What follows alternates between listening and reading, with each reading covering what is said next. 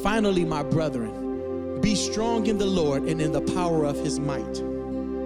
Put on the whole armor of God, that ye may be able to stand against the wiles of the devil. For we wrestle not against flesh and blood, but against principalities, against powers, against rulers of darkness and spiritual wickedness. The weapon may be formed, but it won't prosper. When the darkness falls, it won't prevail. 'Cause the God I serve know only how to triumph. My God will never fail. Oh, my God will never fail. For I'm gonna see a victory. I'm gonna see a victory. For the battle belongs to you, Lord.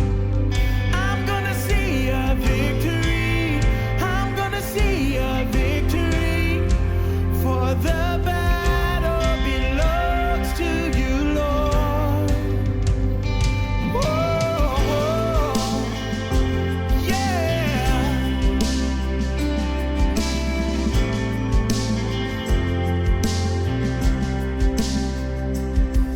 There's power in the mighty name of Jesus. Every war he wages, he will. I'm not backing down from any giant. I know how this story ends. Come on, let's say it together. I know how this story ends. I'm gonna see a victory.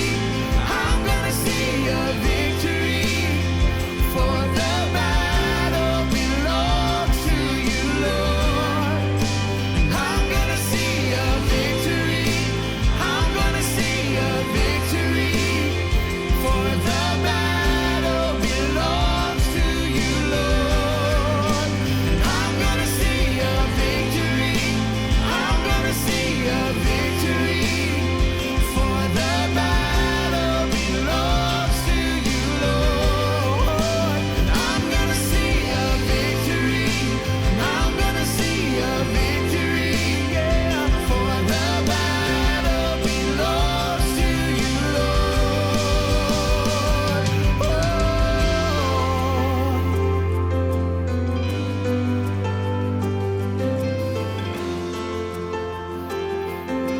Yeah.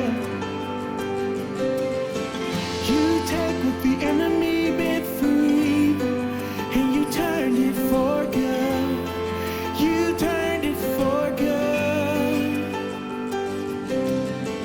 You take what the enemy meant for evil, and you turned it for good.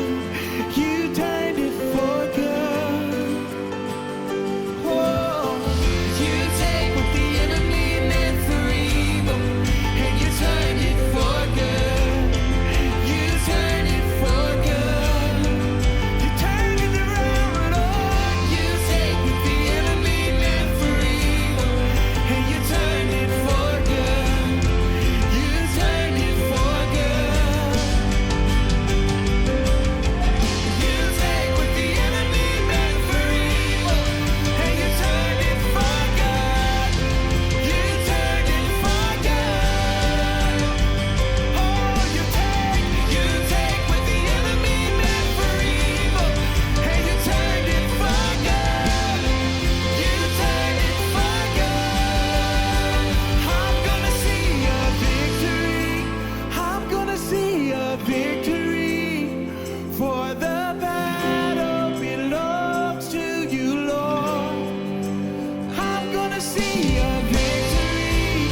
I'm gonna see a victory. For the battle belongs to. Come on, let's join in and sing it together. I'm gonna see a victory. I'm gonna see a victory. For the battle belongs to you, Lord. I'm gonna see a victory. I'm gonna see a victory.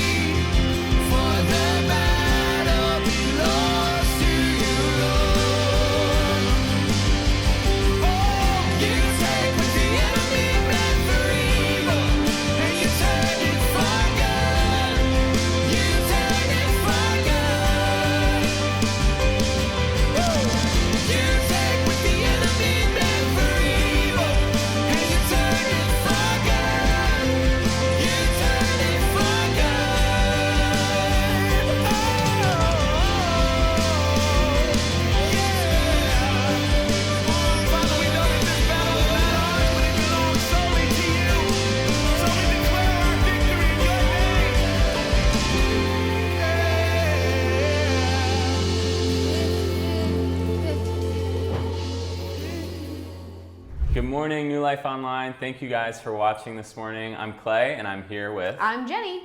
And we are finishing up our last week in Acts Part 2. We took a little break, we continued, and now we are about to take another little break because next week is something super exciting. Next week's Easter. So I don't know if you have this on your calendar, but like this is our holiday. Like as believers in Jesus, Easter's the thing.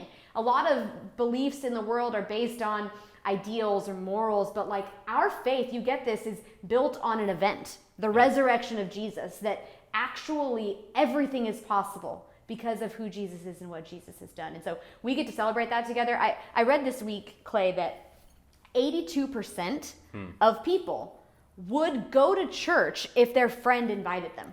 Wow. Okay, but guess what else I read? 7 out of 10 people who have not been to church have never been invited.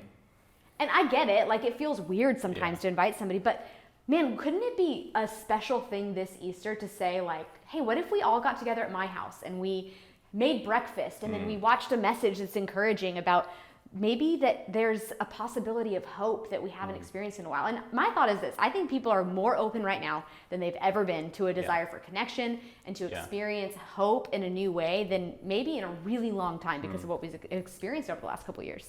Yeah, so that is just like a call to you. Who are you going to invite? Who do you have on your heart? There's going to be gatherings and kids events all over the peninsula all weekend. You can go to newlife.tv/Easter to find all that information. And we'll also be streaming online at 10:30 like we always do. And if you were at State of the Church or you watched State of the Church, you heard this vision of love where you live.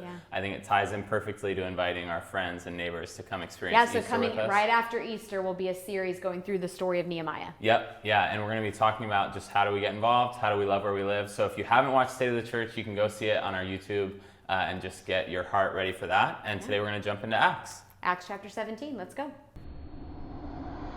I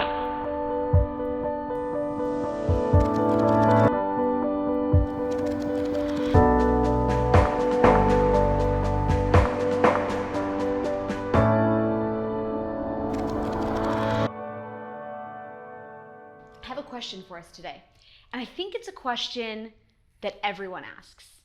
Maybe you haven't admitted it to yourself in a while that you asked this question, but I ask this question. I certainly know that people who are not a part of church ask this question. It's just a lighthearted question. Who is God? Who is God? I mean, maybe you have like a Sunday school answer for that question. You're like, Jesus is God. And I'm like, that's great. But really, like, who is God? What does God look like? What does God sound like? How does God feel about you and me? My kids and I have something we do every week. We have a coffee date. And it's nothing spectacular. What we do is we just take a blanket from our house. We lay it down on the ground, anywhere in the house that feels good. I have my coffee and the kids have their hot chocolate, although my middle school son sometimes asks me if I can put a little bit of coffee in his hot chocolate. And we sit down and we just check in with each other. We ask each other questions. We usually do it before school, and on that day I get to drive them into school and we ask questions. I usually start with, hey, what's something good that happened this week? Or what's something bad that happened? Or something you're looking forward to? And sometimes they ask me the questions back. One of my favorite questions to ask them is, do you have any questions about God? And sometimes my kids will say, they'll ask a question about forgiveness or how God might think about a certain circumstance. But I want my kids to know that I'm a safe place for them to come to ask questions about things that maybe feel hard to ask questions about. And I want to start now. So my daughter, every single time I ask this question, she has the exact same response. She looks at me and she goes, you know my question, Mom. And I'm always like, yeah, I know your question. And then she like does this very dramatic thing, which if you know my daughter, you know she does this. She like turns her head like this. She lifts up her fist and she goes, how did God make himself? Every time it's like that dramatic. And I look at her and I give her the same answer. I said, baby, I don't know.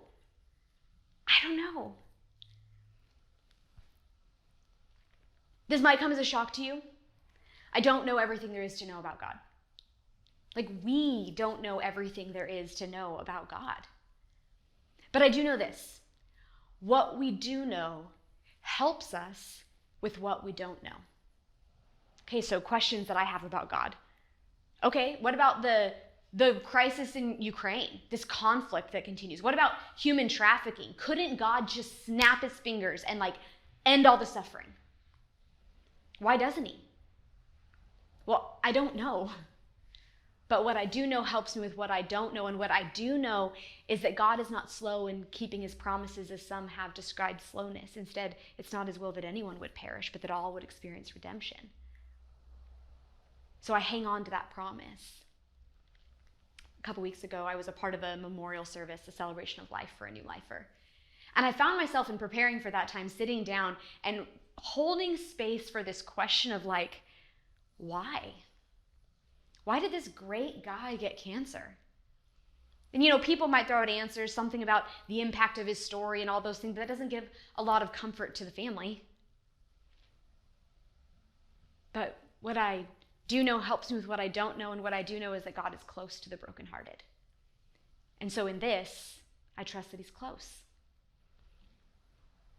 What makes me the most frustrated is when God doesn't behave the way that I think God should behave, or do the things that I think God should do. So maybe for you, that's a frustration point for you. You're like, I think God would do this if God were God. And that leaves you with a question and stuff we don't know. Who is God? I want us to hold that question today, because I don't think we're alone in asking it. I actually think people throughout history, humanity, it's like a human question. Who is God? And throughout history, people have had lots and lots of answers for this question. And really, it forms worldviews. So Jesus, who we often talk about, we're going to look at the book of Acts today, which is the story of what happens after Jesus lived on the earth, died, resurrected. It's like a history story of what happens to form the early church. So Jesus is like the central character of our faith. And he grew up in a certain time in a certain place. And in that certain time and place, there were worldviews. A lot of them based on who is God and how does God interact with people. So Jesus was raised in a Jewish home. And Jewish homes were a part of this Hebrew or Jewish worldview, which comes from the Hebrew people who would say that there is one God, God is Yahweh. Yahweh has chosen a people who are the Hebrew people, the Israelite nation, to be a blessing to the world. And in order to retain relationship with a holy God, these people need to offer sacrifices and live in a way that is holy. And so you look at the Jewish worldview, and it's all centered around that. There's festivals and sacrifices, and this is how the world is all trying to figure out who is God and how does God interact with us. Now, Jesus also lived in first century Palestine, which was under Roman occupation. And so the Roman worldview, especially when it comes to God or gods, is that there are many gods. In fact, they had a pantheon of gods. And all of these gods had different purposes. There's fertility, there's a god of war, there's the sky god, the god of the sea, all of the things that make life life. To make sense of the world, the Greco-Roman worldview, which came from this Greek culture, this Roman culture, all believe that there are multiple gods that all interact in different ways. But these gods are distant, and they don't really have a lot to do with people. They're not that interested in people. But we do need them in order to have a good harvest. And so this worldview is kind of centered around the idea that we have to appease the gods in order for them to show us mercy. So this is the world that Jesus comes onto the scene in. And we're studying the book of Acts, which lives inside of this world. Now, we've got Jesus, who was born, and we looked at the first 4 books, which are the Matthew, Mark, Luke, and John, the Gospels. They're eyewitness accounts, like biographies of Jesus' life. Right after that, we have the 5th book of the New Testament, which is the book of Acts. And in Acts, what we have is the story of how does the fact and the invitation that Jesus is God change its world. So if you're a Jew, and you now encounter Jesus as God, and what we have are people coming around spreading the message about Jesus. Jesus is God. Now you're like, what does that mean? Well, it actually means that there's a Messiah. There's been this promised king that would come and set everything in the world right. So Jesus is now this Messiah. And if you're Roman or you're a Gentile, you're not a Jew, and you come up in this worldview, you're like, maybe God actually is more merciful than I thought. And God actually doesn't need to be appeased because God wants to be with us. So the power of the message of Jesus was something new for everyone. And this causes a lot of trouble. If you've been following along in the story of Acts, it begins with, we're saying like this all starts with Jesus. The Holy Spirit, which is the Spirit of God that raised Christ from the dead, shows up and starts to empower people to be bold witnesses, to tell the story of how Jesus has changed everything for them. Along the way, there's all kinds of internal struggle as this new people group try to figure out who they are. And then there's this external struggle where there's persecution that starts to rise up because people are saying you're messing with the power dynamics of the world. And then what ends up happening is Jesus had given this invitation to the people where he said, you will be my witnesses to Jerusalem, Judea, Samaria, and to the ends of the earth.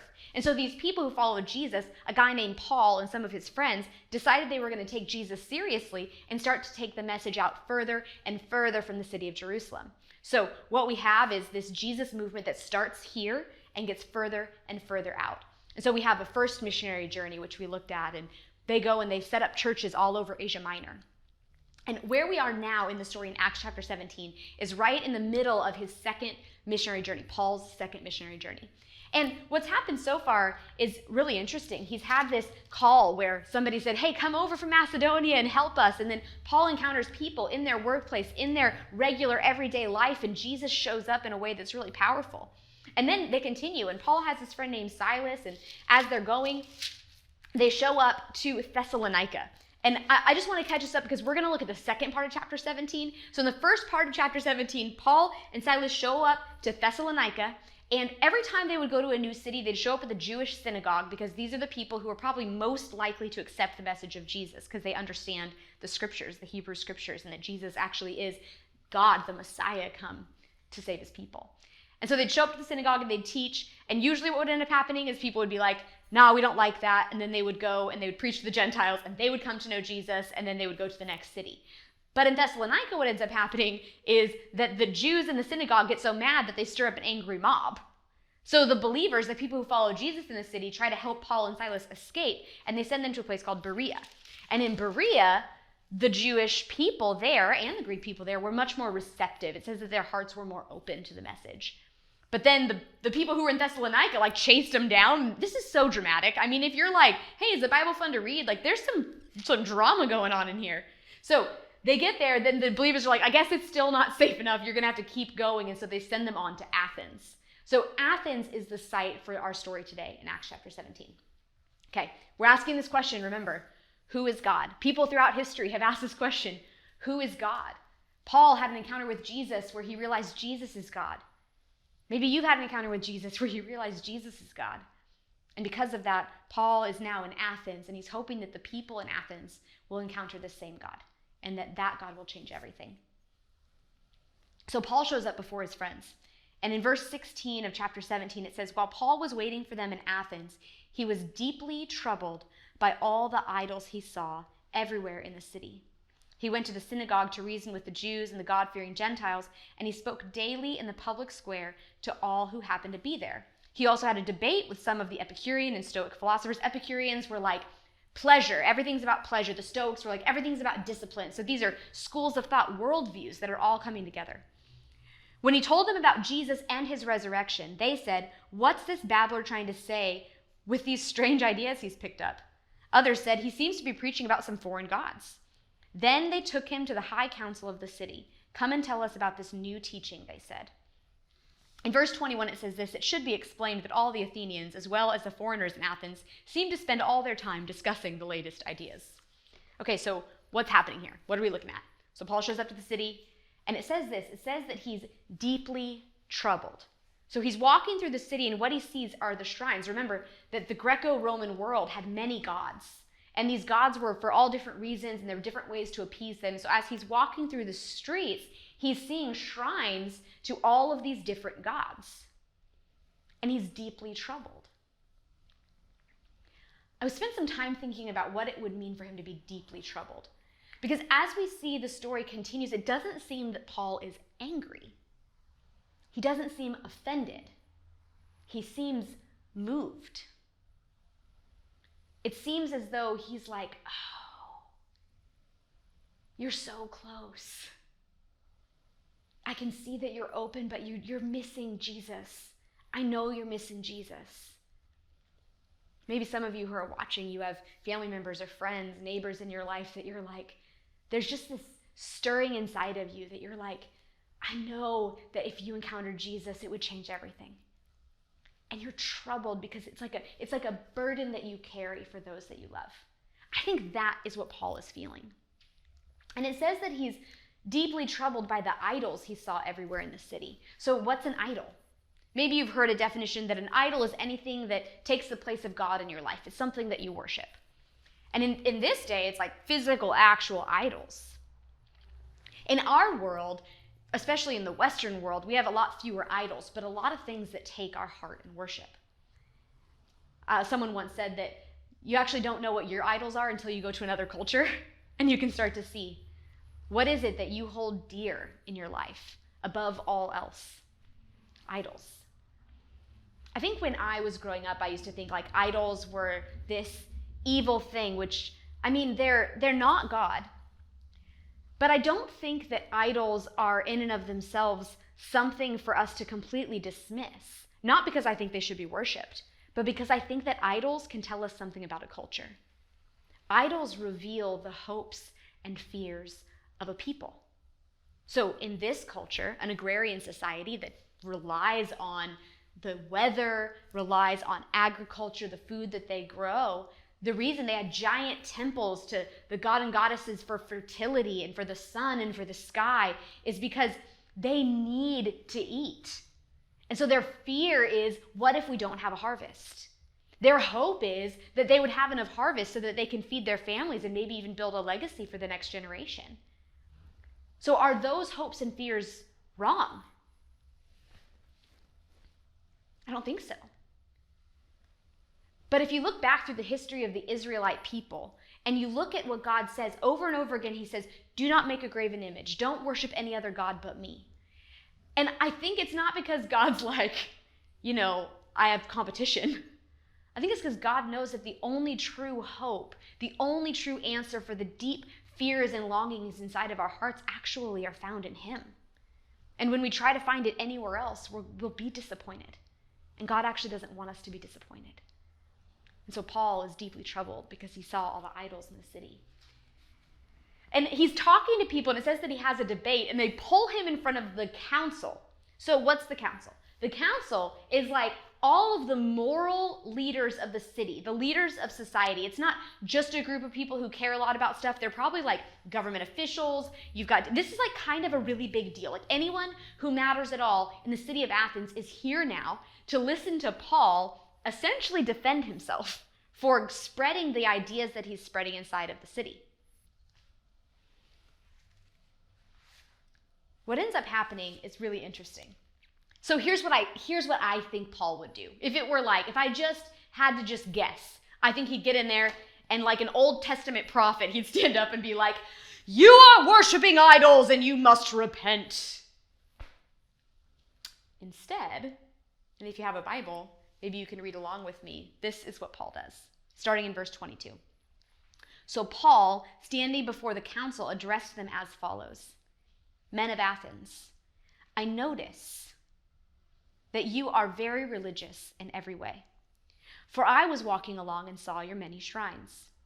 And one of your altars had this inscription on it, to an unknown God. This God whom you worship without knowing is the one I'm telling you about.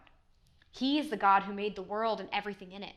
Since he is the Lord of heaven and earth, he doesn't live in man-made temples, and human hands can't serve his needs, for he has no needs. He himself gives life and breath to everything, and he satisfies every need. From one man he created all the nations throughout the whole earth. He decided beforehand when they should rise and fall, and he determined their boundaries. His purpose was for the nations to seek after God and perhaps feel their way toward him and find him, though he is not far from any one of us. For in him we live and move and exist. As some of your own poets have said, we are his offspring. And since this is true, we shouldn't think of God as an idol designed by craftsmen from gold or silver or stone. So Paul stands up before the city council, and he points out that one of their altars has an inscription. Did you catch this? And the inscription says, to an unknown God. It's as if like right there in the middle of what most people would dismiss as pagan idol worship, there was like this beacon to like, you know that something is missing here. You know that there is someone that is supposed to fill that place in your heart. Scripture says that God has written eternity on our hearts to an unknown God. You know, if idols show us the hopes and fears of the people, I also think you could say that to some degree, when you start to see the types of things that a culture worships, you can actually draw out their themes or the way that they understand the world. I love that Paul says, like, his purpose was for the nations to seek after God and perhaps feel their way toward him. We are all wondering, who is God? How do I find God? How does God engage with me? What does it mean for my life? And Paul says this, he is not far from any one of us. I wrote down this thought. I think it's powerful. That the God of the universe is closer than you think. He's closer than you think. Not just to you, but maybe to the people in your life who you think are far from God. Or maybe you're listening right now and you're like, I think I'm far from God because I don't know that I want to be close to God. Is it possible that God is closer to you than you think? I mean, Paul says the one who created the whole world, who has no needs, who gives you life and breath, in us, in him we have our being, our existence lives inside of him. The God of the universe is closer than you think. Which begs the question of like, then how close? This is really interesting. So my kids, they had this podcast that they like to listen to. And I don't know if your kids are into podcasts, if you've got kids, but there's this one called Remy's Life Interrupted. And it started in March of COVID, so March 2020. And it followed this girl, like an 11-year-old girl, who is experiencing quarantine. And so she's engaging with all these kids around her. It's this like really interesting thing to listen to, the minds of kids as they process through COVID. But one of the things that happened in the story is early on, Remy discovers a gateway to another dimension inside of her basement. Okay, so on the other side of the dimension is another Remy who is not experiencing quarantine. And she gets to interact with this Remy, and then all of these other things happen. But here's what I'm wondering. If idols show us the hopes and fears of the people, and I listen to the art that my kids are listening to, the things that we're creating, is it possible that there's something deep inside of us that even a kid can understand that maybe there's more than we think to this world? That there's other dimension, there's another space, there's something bigger than me that lives outside of me that can interact with me. We're asking the question of who is God? Have you ever seen the movie Interstellar? So there's this scene in Interstellar, like toward the end, and it's like, I had to go listen to a YouTube video to explain the scene because it was so confusing. But in the end, what ends up happening is this dad who goes to outer space gets lost in the time-space continuum, which for some reason we're all like, yeah, totally, awesome, normal plot point, got that. He gets lost in the space-time continuum, and he somehow interacts through another dimension to his daughter and ends up saving the world. It's so easy for us to say, yeah, there's another dimension. Yeah, space and time and continuum and closer than you think, and all of these things outside of what we're used to looking at. It's easy for us to imagine. It's difficult for us to explain. And I wonder sometimes if that desire inside of us, those themes, if you like any sci-fi movie, you're gonna be like, yeah, obviously, portals, other dimension, different things, space-time continuum. That stuff is stuff that's like normal in our culture for sci-fi. And I wonder if it's because we know there's more. There's more. And maybe, even though we can't always see God or know what God's doing, what we do know helps us with what we don't know. And what Paul is saying to the people in Athens, and maybe what Jesus is saying to us today, is God is closer than you think. He's closer than you think. I wrote down 3 quick thoughts about how close God is. And I think Paul kind of illustrates it in what he ends up saying to the people of Athens. The first one is this: Jesus is in places that matter to our community.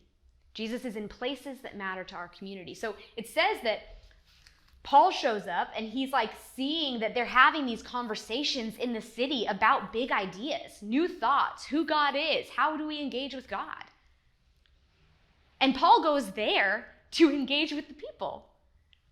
There's this idea out there that there's a divide in the world between sacred and secular. Have you heard this before? So sacred space is stuff that matters to God, and secular space is stuff that doesn't matter to God. It comes from the Latin word secularis, which means worldly. So for some reason, there's like a line of stuff God cares about and stuff God doesn't care about.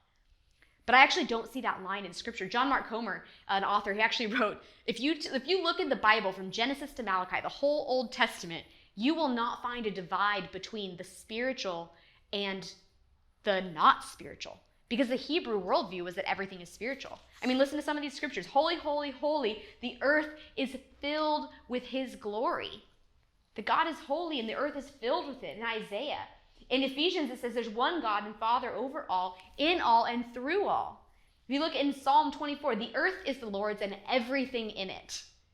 I don't think God has a divide between sacred and secular, between spiritual and non-spiritual. So any opportunity where people are discussing with openness who God is an opportunity for God to show up. And I don't think that we can say, like, there's only some things that matter to God and other things don't. And if one thing matters to God the most, it's people. It's people. I think Paul got this. So he showed up where the people were, where they cared about. They cared about these ideas.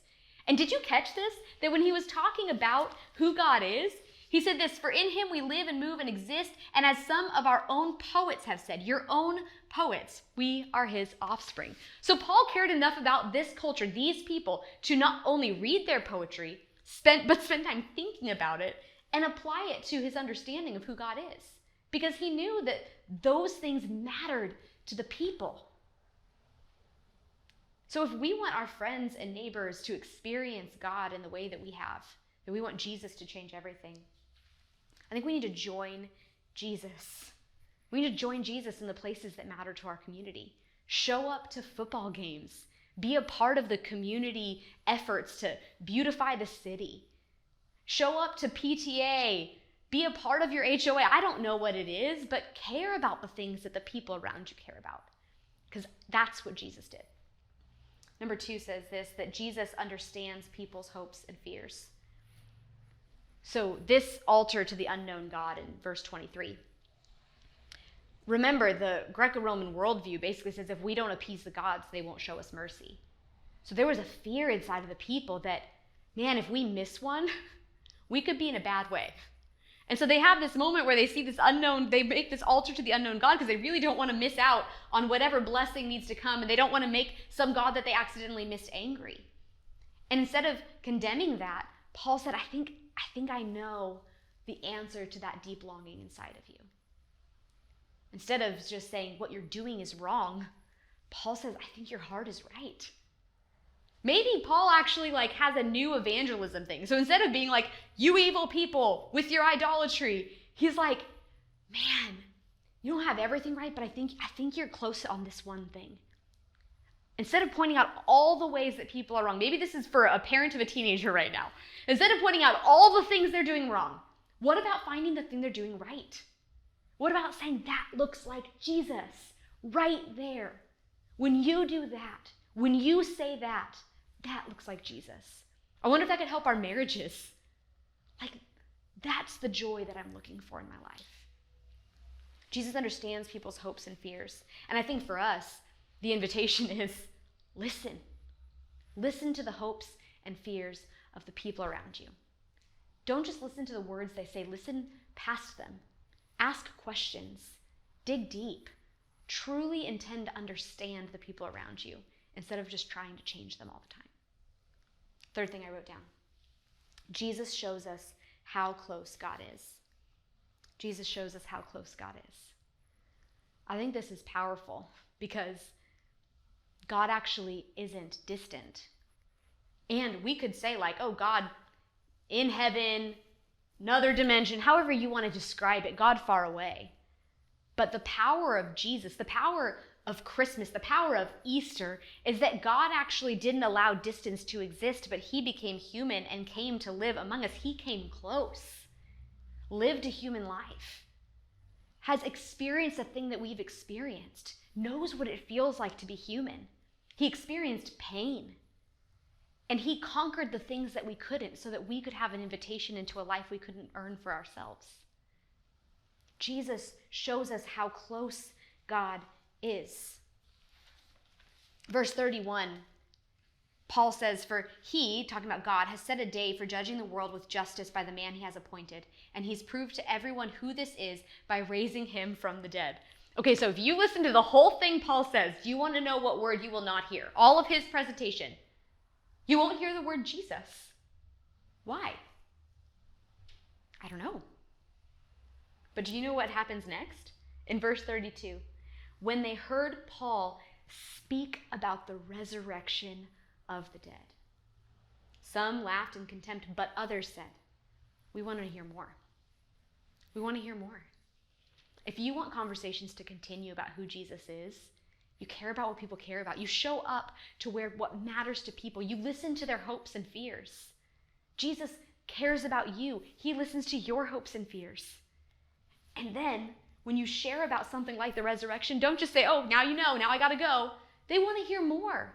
This is about ongoing relationship, spending time, staying close. I'll end with this. Back to my coffee date with my kids. You know, like we set out a blanket, we sit down, and for me, that's holy ground. I want my kids to always know that they can come to that space and it's safe for them to be themselves. It's safe for them to have unanswered questions. It's safe for them to have doubts. It's safe for them to wonder. It's safe for them to find out, like, how loved am I? And I'm going to keep showing up as long as they will, because it's holy ground where my kids can encounter a God that they're learning to know. I don't know what it is for you. Maybe it's your desk at work, that you have people in your workplace that you're like, "Man, I think they're so close. I bet if they could encounter Jesus that everything would change." Your desk is holy ground. Stay close. Show up. Listen. Maybe in your marriage, you've been praying for your spouse. May your kitchen table be holy ground. May your car be holy ground, where not only can you experience Jesus, but they can too. Where together you can seek the answers to the questions that, who's God? And how does God engage with me? And what does it change about my life? Next week, we're going to celebrate that Easter changes everything. Jesus changes everything. That the resurrection makes anything possible. And I don't know if there's anywhere in your life that you're like, "Man, they're too far gone." If there was a place that was too far gone, it would probably have been Athens. He's walking down a street full of shrines with idols, and in that place, Paul says, "I see Jesus." And so our invitation together as we walk through life with people is just to point out Jesus when we see him. Try that this week. You know what I do know? It's really hard to point someone to something when you're not standing right next to them. Because if I point over there, you're going to see something completely different than if I'm standing next to you and I'm able to just like get us on the same line of sight. It's not our job to be Jesus. We can't save anybody. But just like Paul and his friends and the people in the stories in Acts, when we experience Jesus, we want to invite other people to experience him too. And the encouragement today is that he's closer than we think. Jesus, thank you. Thank you that you are one who crosses distances, that you bring people together, that you bring hearts together, God, that we can experience you in a new way because you love us so much. And so I pray this Easter, as people are hoping and praying for those in their life, that they have this deep longing. They're deeply troubled. They're burdened for their friends. They're burdened for their family. They're hoping that people will experience you in a way that will change things. God, will you walk with us as you always do? And will you give us eyes to see you in places that we had written off before, in people that we'd written off before? And God, would you give us courage and hope as we are people who live out your message of resurrection every single day. We love you, Jesus.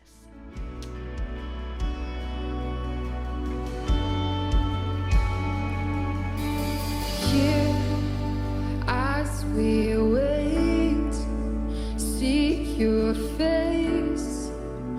Come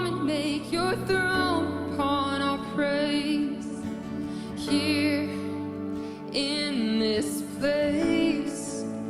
Have your way. The moment that we see you, we are changed. Show us your glory. Show us your glory. In wonder and surrender, we fall down. Show us your glory. Show us your glory. Let every burning heart be holy ground.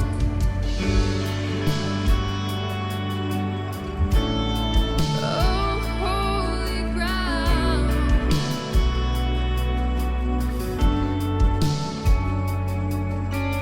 Here, not by power, nor by might, but only by the cross we come alive.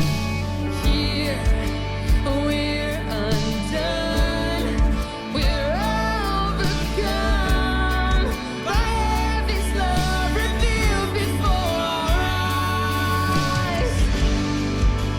Show us your glory. Show us your glory. In wonder and surrender, we fall down. Show us your glory. Show us your glory. Let every burning heart be holy ground. Show us your glory. Show